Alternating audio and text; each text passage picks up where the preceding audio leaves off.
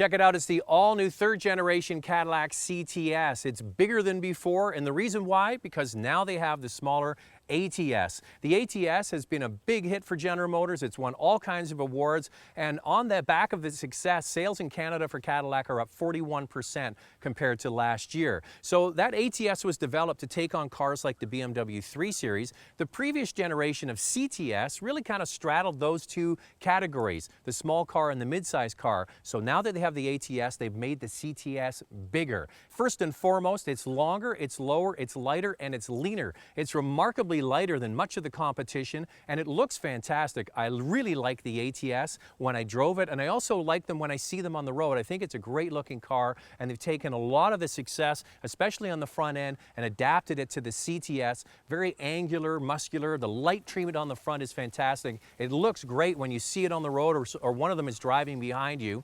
So the objectives for this car, to make it lighter than the competition, to have more power than the competition, to offer more features as standard equipment than the competition, and in a lot of ways, this new car delivers.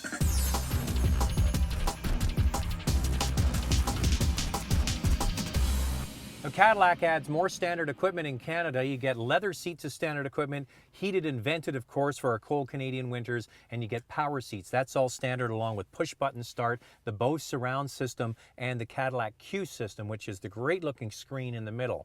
This Cadillac Q system, I think, is one of the nicest looking graphics packages they have on the interior of a car. It really is interesting, but on the downside, you've got this system here where you have what's called haptic feedback. You push on it, much like a game controller, you get a little buzz and vibration. You have that as well with this Q system. Now, it looks very futuristic, kind of in keeping with the avant-garde exterior of this car, but because it has the shiny sort of piano finish on it, it shows fingerprints and dust. We've already cleaned it today, and it's already looking dirty again, so that's something to keep in mind. On the upside, though, Cadillac has done a great job with the materials in this car. If you watch my videos, you know I'm always complaining about hard plastic surfaces on the bottom half of the instrument panel. The top of this class, of course, is going to be soft touch, but they take the soft touch materials all the way down to the bottom, not only on the console, but on the glove box and on the door panels. And some people leave comments and say, who cares? It's just plastic, but it scratches and it looks ratty after a short period of time. Soft touch feels better and it won't show those scuffs and scratches as easily.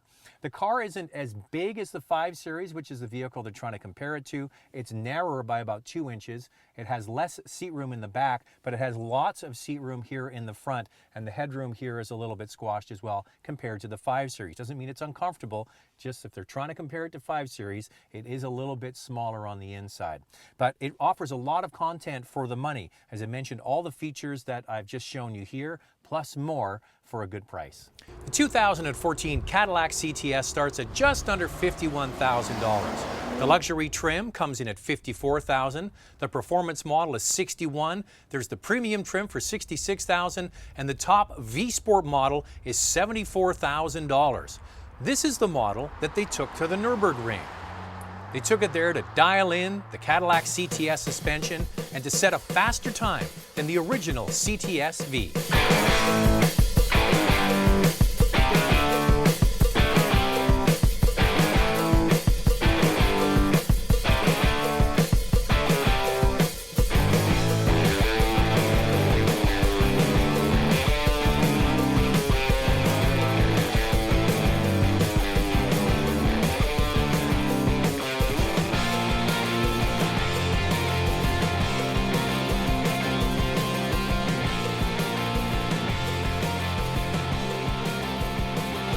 There is a lot to talk about with this new Cadillac CTS. First and foremost, the platform is really an elongated version of the ATS, and that's good. It provides a great platform from which to bolt the suspension, and this car does have the magnetic ride control. If you get a car equipped with either 18 or 19-inch wheels, it doesn't come standard. In addition, it's light. It's 383 pounds lighter than a similarly equipped 535 with all-wheel drive. 383 pounds is a lot of weight savings. This is the lightest car in its class, and when you shed weight and add in powerful engines, you can get a very dynamic package. On power, this car leads the main competitor that they're striving to beat, which is the BMW 5 Series. Base BMW 5 Series engine, it's 240 horsepower. This car's got a 2-liter turbo with 272 horsepower. Then you go to the V6 engine, that has 321 horsepower. BMW's is 300 horsepower. Then you go to the top motor before you get to the V, it's called the V Sport. It has a twin turbo version of the 3.6, and that has 420 horsepower and 430 foot-pounds of torque. In comparison, the 550 from BMW has just 400 horsepower. So Cadillac's done an excellent job of creating more power for their car, making it lighter, which makes it perform better.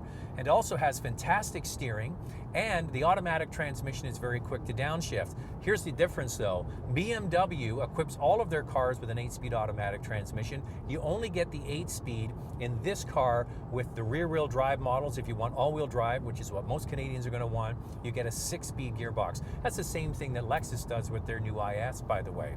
In addition, the brakes are fabulous, Brembo brakes. So this is a compelling package. Power, lighter, dynamic, and for less money.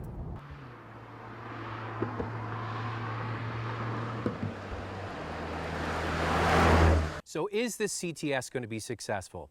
I can say yes. And the reason is the ATS has won awards, it's getting attention for Cadillac, and it's bringing buyers in. Sales are up. So they've taken the goodness of the ATS, they've extended the platform to make it a mid-size car. There's a couple of things to look at. You want to look at the inside. That Q system looks fantastic, but the way you interact with it, with the high gloss center panel, it shows fingerprints rather quickly. The back seat isn't as big as some of the competition, and when you compare it to BMW, they're throwing that out there saying that's the car you should really look at. Well, their models come available with all-wheel drive and 8-speed automatic on everything but the M5. If you want all-wheel drive with the CTS, you've got to go to a 6-speed automatic, and their most powerful, their V Sport, is only available with rear-wheel drive.